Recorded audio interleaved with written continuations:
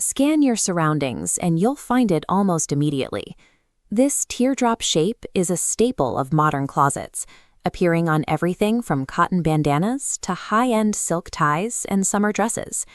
In the Western world, we almost exclusively call this pattern Paisley. We attribute its origin to a specialized textile town in Scotland that became the global hub for these designs in the 1800s. However, the timeline of the design reveals that the name Paisley only accounts for the final few chapters of a much longer, more complex journey across the globe. By naming the pattern after the location where it was mass-produced, the West effectively rebranded a global icon, a process that obscured the sacred meanings and original names that had defined the shape for millennia. To find the first true name of this motif, we have to look to ancient Persia and Babylon. Here, long before the Industrial Age, it was known as the Boteh. This manuscript shows the Boteh began as a stylized reference to the cypress tree, a central pillar of Zoroastrian visual culture. The curved top mimics a cypress bowing in a powerful wind, representing a balance of resilience and humility to those who wore it. This wasn't a pattern for common use, it was a marker of status. Artisans used gold and silver threads to weave the boteh into the ceremonial robes and crowns of Persian royalty. Within the royal courts, the motif served as a formal emblem of sovereignty and a constant visual reminder of the cycle of eternal life. As the symbol moved along the Silk Road into the Indian subcontinent, its identity shifted again. In the north, it became the ambi, the word for mango. Indian weavers saw the shape as an unripe mango fruit, transforming the Persian cypress into a local symbol of fertility, the harvest, and the return of spring. This evolution reached its peak in the Kashmir Valley, where weavers integrated the motif into a textile of such density and softness that it became a global standard for luxury, the Khani shawl. The material for these shawls is gathered in the high-altitude cold of Ladakh. It comes from the Changthangi goat, which grows an incredibly fine undercoat of fleece to survive the freezing desert winters.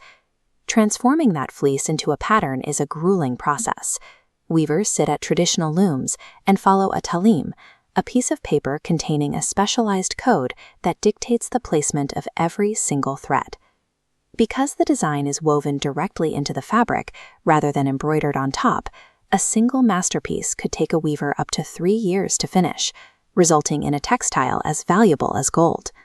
When these shawls arrived in Europe, they created a fashion sensation. Empress Josephine of France reportedly owned hundreds of them, making the Kashmiri design the most sought-after accessory in the West. However, the slow, artisanal pace of Kashmiri production couldn't keep up with the demands of the emerging European middle class, and the price of an authentic shawl remained out of reach for most. To bypass the artisans entirely, European manufacturers used industrial espionage to map the Kashmiri patterns onto the punch cards of the jacquard loom. This replaced years of hand-weaving with mechanical precision, allowing factories to churn out thousands of imitations in a fraction of the time.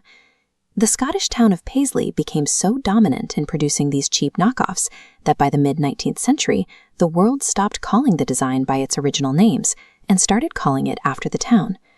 By flooding markets with these mechanized fakes, the West successfully cut out the original weavers. They reduced an ancient Indo-Iranian symbol of eternity to a stolen commodity and renamed it after an industrial mill.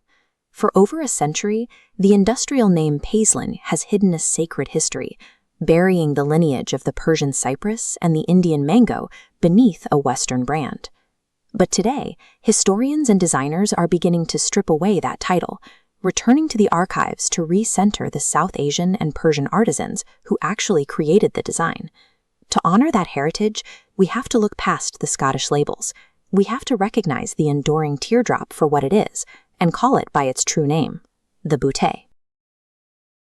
Subscribe to us for more such videos.